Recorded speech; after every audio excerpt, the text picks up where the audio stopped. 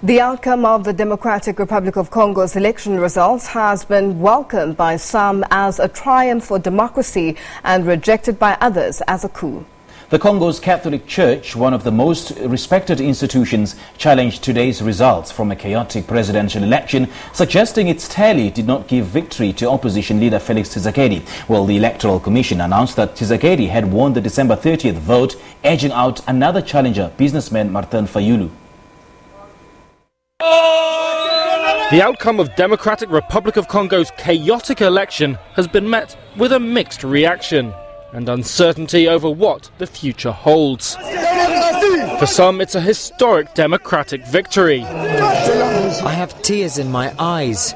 We have voted, Mr. President. For others, the election has been stolen. We don't want this Machiavellian sale of the Congolese people's power. In the early hours of Thursday, the Electoral Commission named Felix Tshisekedi as the new president. It was a surprise result, as fellow opposition candidate Martin Fayulu was thought to be winning. He's called the outcome a coup. And he's not alone. Congo's Catholic Church says the result doesn't tally with data it received from 40,000 election observers, though they declined to name a winner. France and former colonial power Belgium also expressed doubts. Fayulu is backed by ex-rebel Jean-Pierre Bemba and former governor Moise Katumbi, two of outgoing President Joseph Kabila's fiercest rivals. Fayulu's team suspect Kabila, who says he still wants to be involved in politics, may have handed the win to Tshisekedi in a power-sharing deal. Tshisekedi's campaign team has acknowledged meeting with Kabila's representatives since the December 30th election, though say that was to ensure a peaceful transition of power. Today we must no longer consider each other as adversaries, but rather as partners in democratic change in our country. Fayulu may appeal to Congo's constitutional court, but any escalation in rhetoric from his side could trigger unrest. Most of the country has, so far, appeared calm. But in the town of Kikwit on Thursday, security forces opened fire after crowds started attacking symbols of the government. According to a local journalist and a UN source, 2 people were killed. I'm now joined in studio by Claude Ibalanky from the Union for Democracy and Social Progress Party, and also the special advisor to party leader Felix Tshisekedi, and Philippe Kasereka, the spokesperson for Martin Fayulu in the Diaspora. Gentlemen, a very good evening to you and a warm welcome to the Globe. Good evening. Philippe, I'm going to start with you. This is probably the first electoral transfer of power in almost 60 decades. What's your reaction to the result? Actually, what is happening in DRC, even for us to start to go for elections, there's a lot of difficulties that we met financially. That we needed is actually the intervention of the international community to help with the finances to be able to organize the elections. And we failed to organize that. The ruling party decided to organize election by itself. And we can see the way it was. We're not really ready for the elections and this time. So we even exclude international observers, because nothing was going right until we went even to organize elections without all the equipment, because the logistics was very poor. You see, Congo is a small continent, but we didn't have all the provision to go all the provinces, because we have lakes, rivers to cross. We didn't have anything, but we managed to make something about that. And there's some regions, some areas they didn't vote because of the Ebola, but the people they voted. And I don't know if they consider those votes, because I don't think so there's Ebola when it's about elections. There should be Ebola when there's weddings. There should be Ebola when people don't go to school. Why only Ebola today? Because there's elections. Actually, it's a very hot spot. It's a very good time. It's a very good area for Martin Fayulu. And they could see, if you can lose 1,200,000 votes, that is very painful for us. And that is the area for Martin Fayulu. That is the Butembo, that's the Beni and the Yumbi. So we regret what happened, and we are afraid that what is coming after that, because people are not happy at all. They are not happy. They are not happy at all. They're certainly not happy at all. Exactly. I mean, the Fayulu camp has actually said that this was an electoral coup engineered by President Joseph Kabila. Exactly. What does he mean by that? Okay, we mean that Mr. Fayulu, on top of everything, on top of according to the marks, was on top with the number 1. And if you want to check as a proof, you have to go to Council of Churches. They've got more than 40,000 observers in all the offices, and they are ready to give the proof to the UN, because they gave to African Union, and all the embassies, the consulate. They've got the real result. Even Africa, even France, they've got all the results. Belgium, they've got all the results, the real result. So we couldn't proclaim Mr. Fayulu because we've got what you call the National Electoral Commission. That it's actually a mandate to release the result. But we were very surprised.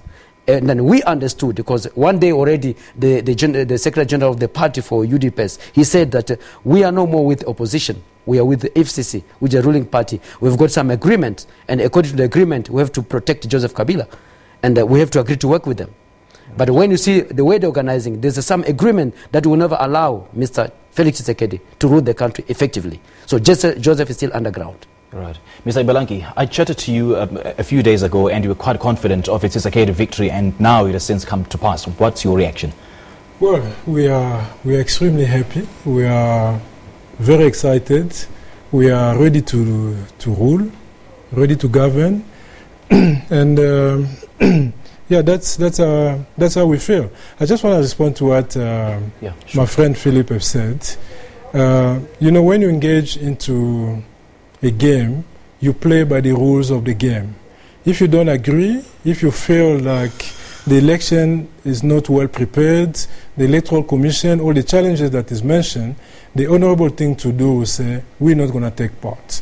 We've seen the UDPS in 2006 boycotting the election, because even though we're favorite to win, but we boycotted because we said the conditions are not good. We cannot go into the election because we don't believe in what on the conditions on the ground. So that's one.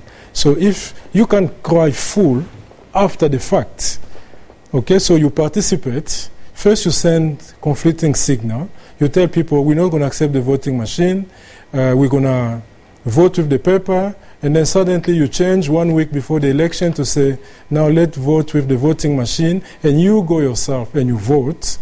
And then after the vote, you say, no, this election was not well organized. They excluded people from Ebola region, and so on. So it's not, there's no fair play. But then do you think that the Tshisekedi victory is truly representative of the wishes of the masses? Because 1.2 million did not vote, and in some areas the vote was postponed or suspended. Do you think it's truly representative of what the Congolese people really wanted? Oh, yes, absolutely, by and large. By and large, because the 1.2 million people that were excluded, they are also members of the UDPS on those people, among those people. So there's no region where you see the UDPS got 0%. Okay, so out of those 1.2 million, who could have as well as gotten 50, 60, 70%, or even 40 or 30%, it doesn't matter, but would not have come as zero. So those are our people as well. They're also the people of the UDPS. That's why we did condemn that act, but we say it's not a reason for us to boycott the election. We're going to go all the way to the end. And then to come back to your question, because we need to answer your question, what's our feeling about the peaceful transfer of power? I mean, that's great. That's a first for Congo. It hasn't happened in 59 years of independence. It never happened. So it's the first time that there will be a peaceful transfer of power from one president to the other, the first time ever. So the actors need to be applauded, starting with President Kabila. He has surprised us. You know, we expected everything but that. So he has come out as a gentleman, as a statesman, to say, you win, I'll transfer the power. So our discussion with him was primarily on that, to say, how do we make that transition smooth and very peaceful? And that's legitimate. You got to do that. Yes. Philippe, do you think these polls were truly representative? I mean, some of the opinion polls suggesting a Martin Fayulu victory neglected the rural areas where the regime was quite popular. Okay, let's start by the statistics. We're supposed to have 160,000 machines for voting, but we organized also 70,000. So we didn't have enough machines to organize to go everywhere in the Democratic Republic of Congo. We're supposed to have 160,000 machines, but we got 70,000. Some of the polls, they didn't even open. And there was a military, there was a police to intimidation to vote for a social person. There was, and we have a proof of that. And again, when we leave that, we were not ready for elections. Because we didn't have equipment to bring all the vote everywhere. You can see like in Maniema, we found some in Lubumbashi, we found ballot papers in the rivers. What for? In the rivers. And you can see, even if people are celebrating today, let's say before celebration, we go to all the provinces. They didn't allow us to campaign in Kindu. They didn't allow us to prepare to campaign in Lubumbashi. There were tear gas. Someone passed away. They killed a woman because she was a supporter of Martin Fayulu. We call him the soldier of the people. We know what we mean by the soldier of the people. And when you see Kinshasa, 20 million people in Kinshasa, see the streets, they're full. Take South Africa, take Yaovo. We have more than 200,000 people in Yaovo who are celebrating. Not even more than 200 people. I was there this morning, wearing like this. And you people came to interview, but I didn't want to speak anything because I was very disappointed with the result that came out. What's the next step then? We still have to go to Constitutional Court in DRC, and from there we'll see what to do, because we cannot steal the vote for the people, for someone didn't win. Otherwise, we recount the vote and we call international observers, but we cannot allow the power to go to someone didn't win. What do you think were the chances of a Tshisekedi victory then? The chances of a Tshisekedi victory? There was agreement, because Joseph, he doesn't have a way out. He's got a criminal record in ICC. He killed the expert of the UN. They were killed, shot, and slaughtered like animals. 6 million people, they've died under him. His brother, Joe Kabila, he shot a traffic cop because they stopped his car. He removed his gun and shoot a person. That guy can go down that. We've got Luke Kulula, the Lucha, there's the fight for change. He was banned in the house. Rossi, the people, they've died. Marie-Therese, there's a religious woman. We've got a Machozi in the Butembo. He was killed. There's a lot of cases about him. So he's not ready to go outside. He would rather stay inside the country. So there was agreement that said, I stay in the country, you protect me, and I give you the presidency. But very clever the way he is. He said, I'll remain with the army. I'll remain with the finances. I'll remain with the security services and the justice. So are you president for what? Now we are going what was what we can call what was in Rwanda, the time of Bizimungu and Paul Kagame. Bizimungu was the president, but Paul Kagame held all the power as a vice president. What are we doing? I don't mind. I believe and I respect Mr. Felix Tshisekedi, but it's too early for him to rule DRC. Okay. I've been in the fight. I'm now 47 years. I've started this fight when I was 22 years old at home. But I'm not ready to be a president. Right. Before they put me a minister, put me vice minister, I learned. I came to South Africa, I didn't know Mr. Malema. He was trained to be there where he is today. He created a party, he got married, he got a diploma, and he had 25 people in the parliament in 1 year. Why can't you do that? In the Congo, we don't have schools for political ideologies. Right. You can be a son of a former hero or a former opposer, then you take power. Okay. You can be the son of a minister, and you take power. Let me come in on that. Now, yes. Claude, you just heard him say that Mr. Tshisekedi is not ready to rule, is not ready to govern. Earlier on, as a matter of fact, last month, we heard reports that the UDPS had actually met with the Joseph Kabila camp. Very much to the chagrin of the Joseph Kabila camp, saying that no such meeting took place. But then it gives credence to, talks of a power-sharing deal. He's making an insinuation that there was some sort of deal struck between Mr. Tshisekedi and Mr. Kabila, to keep Mr. Kabila in power. Well, pure speculation, pure deception, and pure manipulation. There's no evidence. Can somebody produce an agreement? They say this is your power-sharing agreement. Where is it? So it's all manipulation, trying to manipulate the public, trying to mislead the public opinion, but there's no such. Okay? So we're not going to sit here to discuss baseless allegation. Okay? We say, we acknowledge, we had a discussion, and there's absolutely nothing wrong between the incumbent and the incoming president to sit down and discuss. And that's normal. What was discussed? We've seen it with Madiba. What was discussed? Well, it's exactly what happened in South Africa in the early 90s. Yeah? Codesa 1, Codesa 2, Mandela, de Klerk discussion, because de Klerk did not win the election in 94, but we saw him becoming a second deputy president. Because and the power-sharing deal came out of it. What was discussed in this particular meeting? Peaceful transition, peaceful transfer of power. Okay? Of course, we want to have the first ever example of we never have a living president, ex-living president in Congo. But the Kabila camp denies such meeting ever took place. Well, no. We made it clear. We said the meeting took place. Nobody can deny. We said it, and I repeat it. The Kabila camp denied that such a meeting took place. Well, they denied a certain stage, but the meeting did take place. Okay, the discussion did take place between the two parties, between the two camps, because we needed to discuss the peaceful transfer of power, and that's legitimate.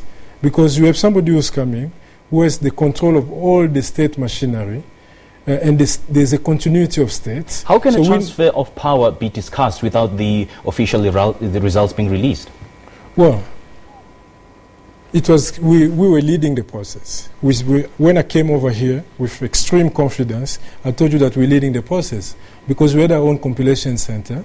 Everybody knew that the UDPS was leading, and the UDPS, because we actually did reach a point where they could not catch us, anybody could catch us. Okay, so from that point, discussion could be open, and there's nothing wrong. And we also told that President Kabila met with the Fayulu camp. Will they accept or will they deny it? But that meeting took place as well. So he took his prerogative as the incumbent to say, I will meet all the contenders, all the parties. And so he met them, he met us as well, and the discussion took place. Will Mr. Kabila feature in a Tshisekedi presidency in any way? Well, no, because in what capacity? Okay, there's no capacity for him to stand. He's the ex-president. His future role and capacities are well defined in the Constitution. Okay, so he's a senator. He's going to be a senator for life. So he's going to enjoy immunity in the country, and so on. So his role is well defined. His benefits, everything is defined in the Constitution. And all we're going to do is just apply it, because any other person could say, I'm bypassing the Constitution. But we are people that believe in the rule of law. We fought for 36 years to uphold or to force the various governments to apply the rule of law. So we're going to apply the rule of law, which say the ex-president cannot be prosecuted for things that he did while he was a sitting president. So we committed to that. We made it public. Our president, the president-elect, the president of the republic, made it clear that we will protect him, and we will do it. Okay. Philippe, is Mr. Martin Fayulu regretting the decision to renege from that opposition alliance that was formed in Geneva? Actually, what happened? That is a good story. That's a very good question. I'm happy about it. What happened in Geneva? We decide that we go to Geneva and we're going to choose one candidate for opposition parties. So we opposition parties, we put together.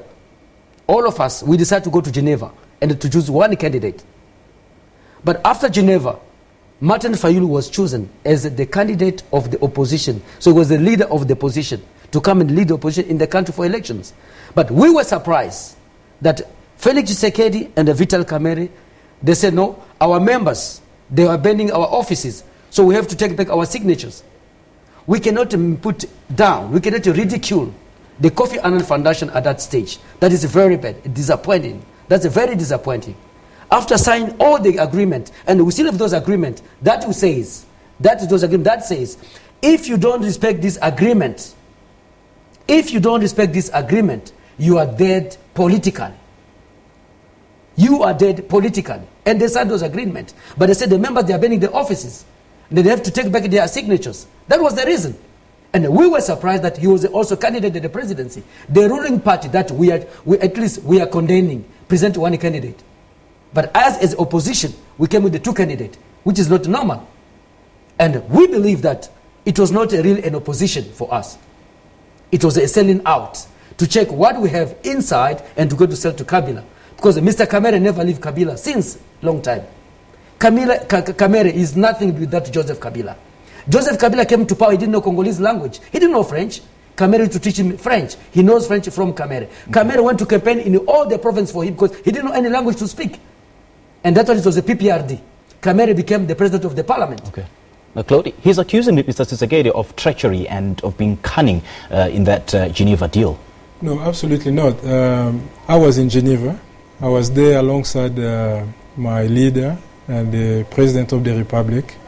I know exactly what happened. I know the inside stories. But we have passed beyond Geneva. We are now talking of swearing in, governing the country, and bringing relief to the Congolese people. So we don't want to discuss people. We want to discuss our nation. We don't want to discuss individuals. Okay, what happened in Geneva is way past us. Okay, there were so many things that happened in Geneva. We spent the whole program just talking about it. I was there, so I know. Okay, so Geneva is behind us. After Geneva, we went to Nairobi. Even Nairobi is behind us. Now, we have a country to rule. Our people are waiting. 80 million people, including the people that voted for Martin Fayulu, because President Tshisekedi is elected to serve the entire people of Congo. Right. Unfortunately, we don't have much time. Okay, to make an end of that. Just quickly. To make an end of that. Yes. Do you know that the election was not inclusive? Because Mr. Katumi didn't come back home. Mr. Mbusa Nyawisi didn't come back home. It was not inclusive, and the political reasons. So we went for an election that already rigged, biased. Boycotted the election. Right. Biased, rigged, corrupted. And you come from a result that is not verified. I wish the Council of the Churches give us the result, all the embassies have got the result, and the African Union have got the result. We need to recount those votes, and we need international observers to come and recount those votes. But observers gave it the thumbs up, and the 40,000 Catholic observers also gave it the thumbs up. Yeah, but we didn't have international observers. Even 40,000 Catholic observers, they have the result, the true result. Then they can show that Martin Fayulu won. The African Union, they've got the result. All the embassies, they've got the result. That's the truth. Okay. Gentlemen, thank you so much. Thank you very much. We appreciate it. Okay, thank you. Well, that was Claude Ibalanky from the Union for Democracy and Social Progress Party, and also the special advisor to President-elect Felix Tshisekedi, and of course Philippe from the Lamuka coalition, and the spokesperson for that coalition in the diaspora.